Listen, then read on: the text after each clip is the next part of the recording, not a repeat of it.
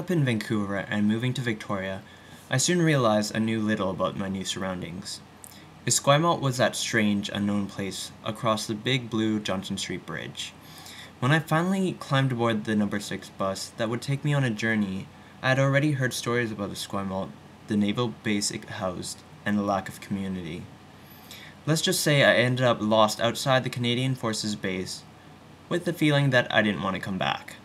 People often drop words like ghetto, low income, and poor to describe Esquimalt.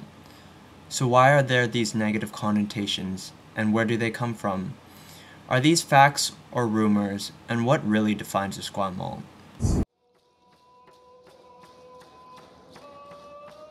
The name Esquimalt comes from the native word Esquimalt, meaning the place of gradually shoaling water.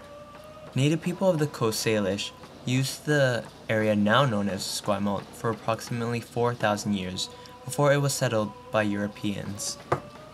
Esquimalt was the most vitally important spot in the harbor to the natives, as it was a place where they got their drinking water.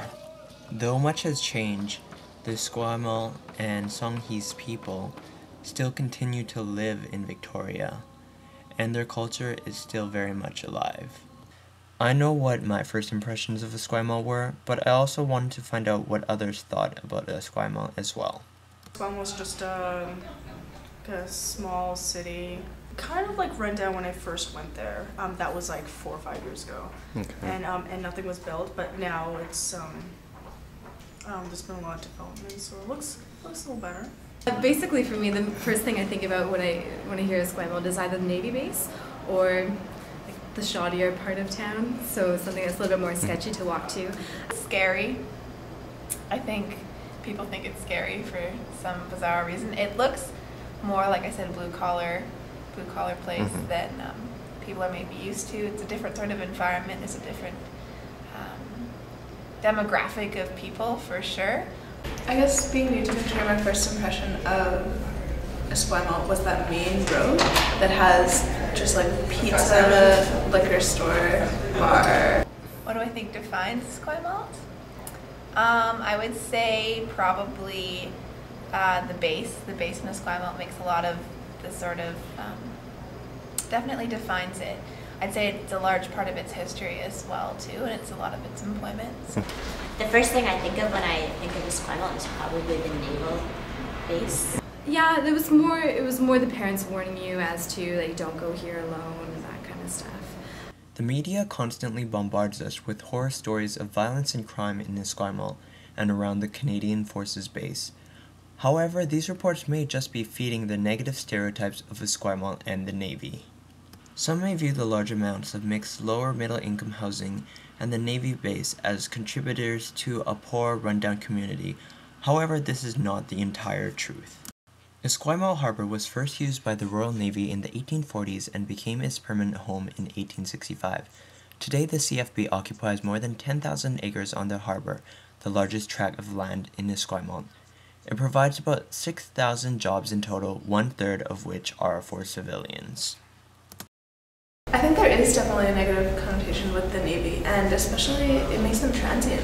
People move every 2 years when they're in the Navy, essentially. So, yeah, I think that stigma definitely affects the community or the perception of the community. Esquimalt is developing along with the rest of the city, and one recent initiative is the Esquimalt Village Project, which will look at the long-term planning for Esquimalt's town core.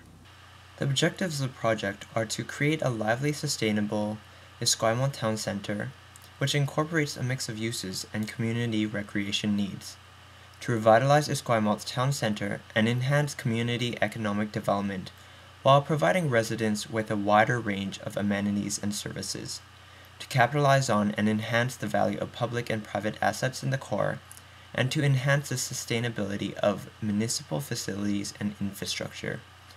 At this point, planning consultants have made and represented many options as shown in these artist depictions. However, the project still remains in the early planning stages. The areas included in the project are the Municipal Hall and Library, Town Square, Archie Browning Sports Center, Bullen Park, and Esquimalt Recreation Center. The area definitely creates a sense of community and allows for socialization. I think that there is a sense of community within Esquimalt, within pockets of it in different areas, maybe not all together, but in different areas for sure.